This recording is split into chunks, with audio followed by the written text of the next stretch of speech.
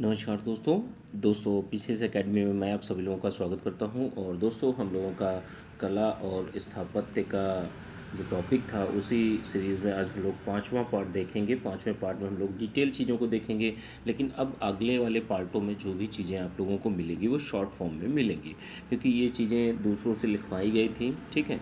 और लिखने वाले उन लोगों को भी पे करना पड़ता है, ठीक है। तो इसलिए मैंने वो चीज़ें बंद कर दी हैं लिखवाना, ठीक है। जितना हो पाएगा सारी चीज़ें आप लोगों को शॉर्ट माध्यम से ही मिलेंगी, फ्लो चार्ट के माध्यम से, ठीक है। और दोस्तों ये वीडियो आपको अच्छा लगता है तो वीडियो को लाइक कर दीजिएगा, चैनल को सब्सक्राइब कर लीजिएगा। और आज की डेट में रात को 10 से 11 के बीच में जो लाइव डिस्कशन होगा आपका 7 और 8 मार्च के डेली वर्क का, ठीक है। आज का जो लेक्चर है कला और स्थापत्य हम लोगों ने शाहजहाँ तक देख लिया था। उसके बाद में औरंगजेब और उसके बाद के शासकों का देख लेते हैं। देखिए, जब औरंगजेब और उसके बाद के मुगल शासकों का स्थापत्य कला के प्रति कोई विशेष रुचि नहीं थी, ठीक है। औरंगजेब ने निर्मित इमारतों में दिल्ली की मोती मस्जिद, औरंगाबाद में 1678 में ईस्वी अपनी प्रिय पत्नी रबिया उद दौरानी का मकबरा और लाहौर की बादशाही मस्जिद जिसका निर्माण 1674 ईस्वी में कराया गया था। तो यह प्रमुख है, ठीक है। अब देखिए, स्थापत्य कला की प्रांतीय शैलियों को कुछ देख लेते हैं कि जैसे सर की शैली। सर की शैली क्या है? जैसे सर की शैली में अटाला मस्जिद है। अटाला मस्जिद आपकी जौनपुर 1408 ईस्वी में बनी थी। सर की शैली का यह सुप्रसिद्ध नमूना है। और इसके जो गुंबद, प्रवेश द्वार और मुख्य कक्ष जो हैं इस्लामी शैली में निर्मित किए गए हैं। अब देखिए, कुछ चीज़ें हैं, अगर यहीं पर शर्की शैली की एक इमेज आप लोगों को मिल जाती, ठीक है। ये सारे कार्य देखिए एडिटिंग और बहुत सारी चीज़ें होती हैं। अब कोई ऐसा व्यक्ति नहीं है जो ये कार्य कर सके, और उसको भी पे करना पड़ेगा, तो बहुत सारी समस्याएं हैं। नहीं तो कराने के लिए बहुत अच्छी तरीके से और ज़्यादा अच्छी तरीके से आपको समझ में भी आएगा कि चीज़ें सर की शैली किस तरीके से है। आप उसका जब पिक्चर देखेंगे, विजुलाइजेशन करेंगे, तो और ज़्यादा अच्छी तरीके से आपको चीज़ें प्राप्त होंगी, ठीक है। चलिए, फिर भी जितना हो पा रहा है उतना मैं आप लोगों को पूरी तरीके से आप लोगों को जो भी हो सकता है उतना प्रदान करने की कोशिश रहेगी। गुंबद, प्रवेश द्वार और मुख्य कक्ष इस्लामी शैली में निर्मित किए गए थे, ठीक है। जबकि स्तंभ और अंदर की दीर्घा जो थी हिंदू शैली की आकृतियाँ वहाँ पर बनाई गई हैं। किसमें? जो जौनपुर की जो अटाला मस्जिद है उसमें। जैसे जैसे बाहर की चीज़ें जितनी भी हैं वो किस में है? इस्लामी शैली में। अंदर की चीज़ें, स्तंभ और अंदर की दीर्घा हिंदू शैली की आकृतियाँ हैं। इसके अतिरिक्त जौनपुर में स्थित जामा मस्जिद भी है, झांझरी मस्जिद, लाल दरवाज़ा, और जो मस्जिद जो है, ठीक है, दरवाज़ा मस्जिद, जो सर की शैली के उत्कृष्ट उदाहरण माने जाते हैं। अब देखिए, हिंदू मुस्लिम कला का समन्वय भी इनमें देखने को मिलता है। किसकी? सर की शैली में, ठीक है। अब दूसरी अगली जो शैली है वो बंगाली शैली। देखिए, बंगाल की वास्तुकला का अलग प्रकार की है, ठीक है। नक्शे, सफाई, बनावट, सजावट, ठीक है, इनमें बाह्य एवं अन्य प्रांतीय कलाओं से भी ज़्यादा घटिया है, ठीक है। तो ये कुछ चीज़ें हैं। बंगाल में इस समय की इमारतों को पत्थर बहुत कम ही प्रयोग किया गया है, कि मतलब वहाँ पे पत्थरों का प्रयोग बहुत ज़्यादा कम प्रयोग किया गया है। अदीना मस्जिद की बात कर लेते हैं। सिकंदर शाह ने अदीना मस्जिद का निर्माण जो है अपनी नई राजधानी पंडुआ में किया था, ठीक है, यहाँ पर कराया था। और 1358 से 89 के बीच में कराया था। एकलखा मकबरा। अब एकलखा मकबरा कहाँ है? ये पंडुआ में ही है। और एकलखा मकबरा जो है जलालुद्दीन मोहम्मद शाह का मकबरा है, और जो राजा कंस के पुत्र माने जाते हैं, ठीक है। अब देखिए, इसका नक्शा जो है साधारण है बिल्कुल, और इसमें ईंटों का प्रयोग किया है। ज़्यादा उतना कोई मतलब फेमस नहीं है, ठीक है। नॉर्मल ईंटों का प्रयोग किया गया है। शाह गुंबद मस्जिद। अब देखिए, 1459 ईस्वी में जो 60 गुंबद मस्जिद है इसका निर्माण किया गया था। और यह अपने कोने वाली गुंबदों के लिए, जैसे कोनेदार गुंबदें जो नहीं होती, तो गुंबदों के लिए और अपने सामने की जो कार्निशें हैं उनकी अद्वितीय सजावट के लिए भी प्रसिद्ध है, ठीक है। अब देखिए, बारबक शाह ने 1459 से 74 के बीच में दक्षिण दरवाज़ा बनवाया था, ठीक है। तो ये कुछ इन्फॉर्मेशन है। अब देखिए, जब प्रांतीय शैलियों की जब इसमें प्रश्न आएगा तो प्रांतीय शैलियों को पूछेगा, अभी एक स्पेशल शैली के बारे में उसने नहीं पूछेगा। ठीक है। तो प्रांतीय जैसे उसने कुछ बता दिया कि हाँ भाई आप प्रांतीय कला स्थापत्य की शैलियों को विवेचना कीजिए। ठीक है। तो इस तरीके से प्रश्न बनेंगे।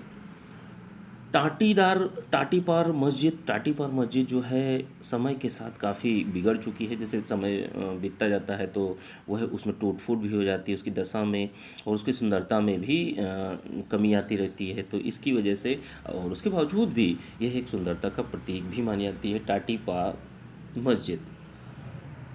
अगली चीज़ क्या है, अगली चीज़ देखते हैं हम लोग। गुजरात, बंगाल के हम लोगों ने देख ली।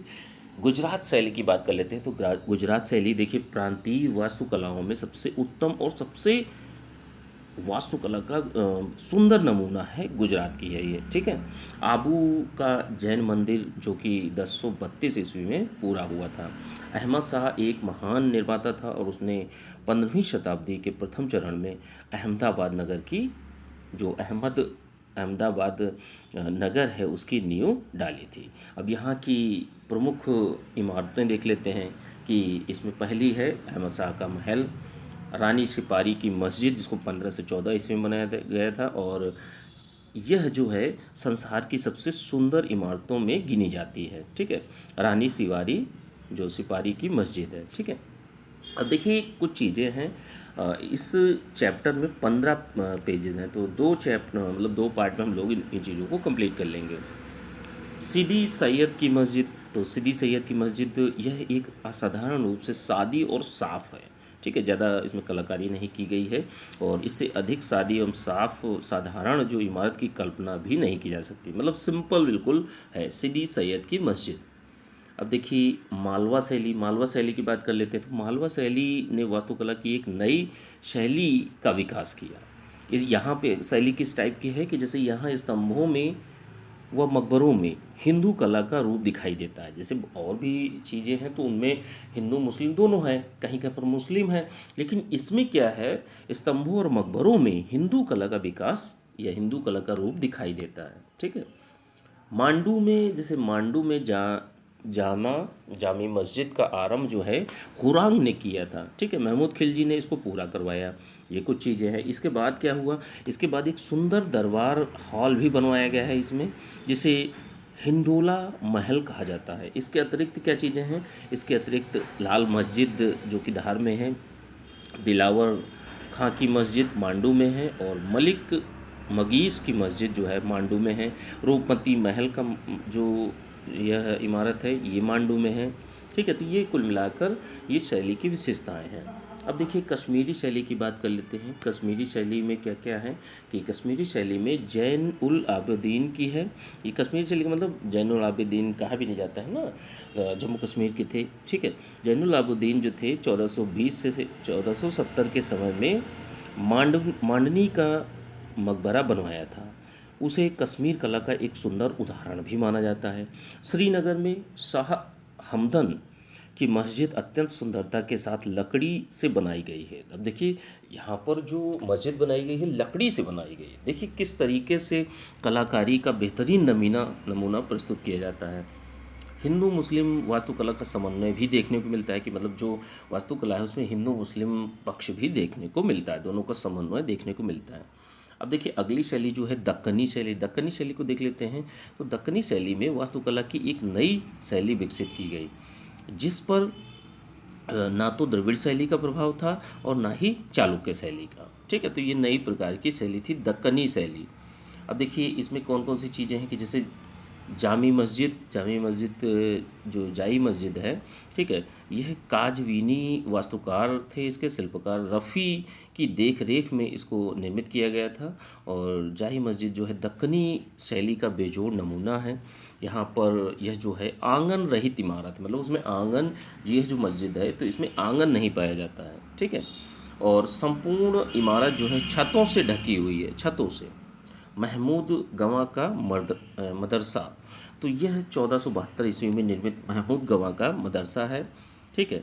अब चार मीनार की बात कर लेते हैं। चार मीनार जो है दक्कनी शैली का सर्वश्रेष्ठ कृति है। चार मीनार के नाम से प्रसिद्ध है और विजय द्वार भी है ये, ठीक है। यह हैदराबाद में स्थित है, सभी लोग जानते भी होंगे चार मीनार को।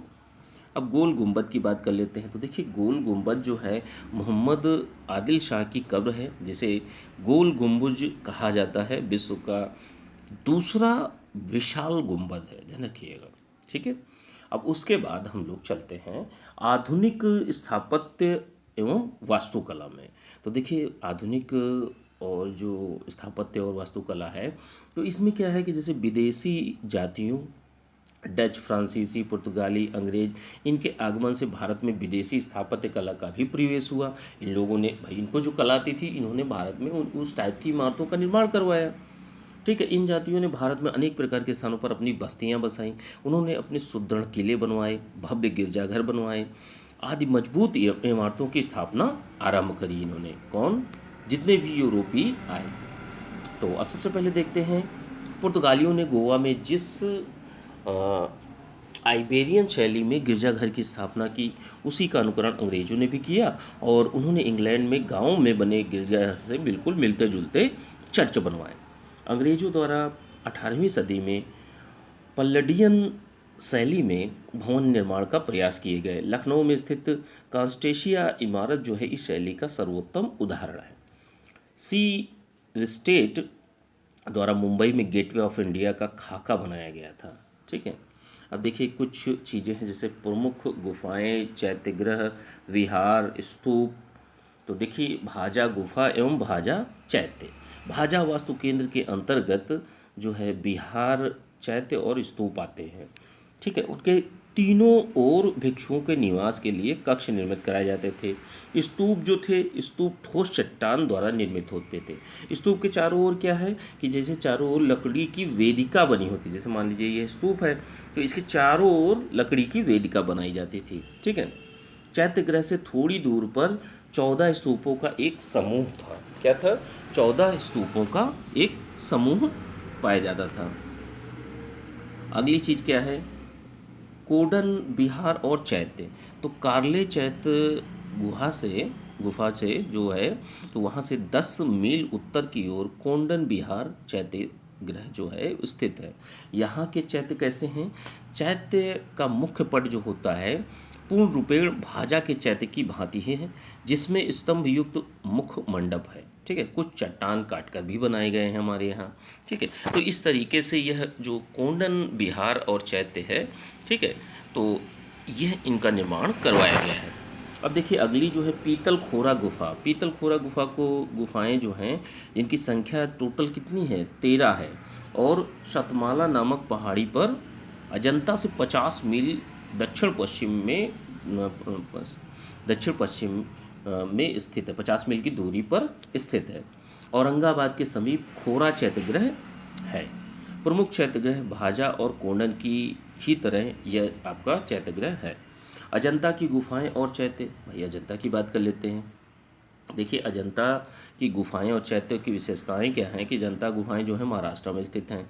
बड़े बड़े पहाड़ों को काटकर 1 मील के वर्गाकार घेरे में, जैसे मान लीजिए 1 मील का वर्गाकार घेरा ले लिया और उसी में बनाई गई हैं यह जो गुफाएं और चैत्य हैं। अजंता में सब मिलाकर छोटी छोटी 29 गुफाएं हैं, ठीक है, जिनमें से 4 चैत्यगृह हैं और 25 विहार हैं, ठीक है। यहाँ पर स्तूप गुफा और बिहार गुफा 2 प्रकार की गुफाएं मिलती हैं। 19वीं गुफा जो है सर्वाधिक विशाल स्तूप गुफा है। अजंता की गुफा संख्या 10 का चैत्यगृह है जो सबसे प्राचीन है, ठीक है। तो ये चीज़ें हैं। अब अगली चीज़ देखते हैं कि अजंता की विहारों में सबसे पुरानी गुफा संख्या जो है वो है 12। चैत्यगृह संख्या जो है 10 से संबंधित है, ठीक है। बेदसा का चैत्यगृह, अगला चैत्यगृह कौन सा है? बेदसा का चैत्यगृह। बेदसा का चैत्यगृह आकार में छोटा है। यहाँ के द्वार मंडप की प्रमुख विशेषता यह है कि उसमें 2 विशालकाय स्तंभ हैं और जिसमें एक ओर क्या है अश्व संघाट है और दूसरी ओर गज संघाट है, ठीक है। तो ये चीज़ें हैं। एलोरा गुफा की बात कर लेते हैं। एलोरा गुफा जो है महाराष्ट्र स्थित औरंगाबाद में है और औरंगाबाद के समीप जो है एलोरा गुफाओं का निर्माण किया गया है। एलोरा में 12 गुफाएं जो हैं बौद्ध धर्म से संबंधित हैं। इन गुफाओं में क्या है? इन गुफाओं में ब्राह्मण व जैन गुफाएं भी हैं जो अत्यंत ही सुंदर हैं, बहुत ज़्यादा खूबसूरत हैं, सुंदर हैं। और यहाँ की गुफाएं जो हैं संख्या और पार्श्व भाग में बड़ी गैलरियों के कारण आकर्षण इनका बढ़ जाता है। कला की दृष्टि से अगर देखते हैं हम लोग, तो कला की दृष्टि से यहाँ की सर्वाधिक श्रेष्ठ गुफा जो है वो गुफा संख्या 12 है, जो कि तीन चाल, ठीक है, तीन चाल नाम से जानी जाती है। इसकी बाहरी सांग जो है यहाँ 3 मंजिला का बना हुआ है, ठीक है। अब अगली चीज़ क्या है, एलिफेंटा की गुफा। एलिफेंटा की गुफा जो है, एलिफेंटा की गुफाओं का निर्माण मुंबई के समीप किया जाता है, ठीक है। और क्या है कि यहाँ की गुफाएं जो हैं, यहाँ की गुफाओं में सुंदर मूर्तियाँ स्थापित की गई, निर्मित की गई हैं। और यहाँ पर जो हस्त मुद्राएँ हैं, पैरों की मुद्राएँ हैं, अत्यंत ही सुंदर दिखाई देती हैं, जिन्हें देखकर कहा जा सकता है, ठीक है, कि मूर्तिकारों ने अपनी छेनी पर पूर्णतः से अधिकार तक, मतलब छेनी उन्होंने चलाई है लेकिन बहुत ही सुंदर प्रारूप निकाला है, ठीक है, पत्थरों को काट कर। और क्या चीज़ है कि जैसे कार्ले की चैत्यगृह, कार्ले की चैत्यगृह में एक विशाल चैत्यगृह है और 3 विहार हैं। कार्ले की चैत्य गुफा जो है मुंबई पूना सड़क से 2 मील उत्तर की ओर स्थित है। हीनयान चैत्यगृहों में सबसे सर्वोत्कृष्ट है, ठीक है, कि सबसे अच्छा है।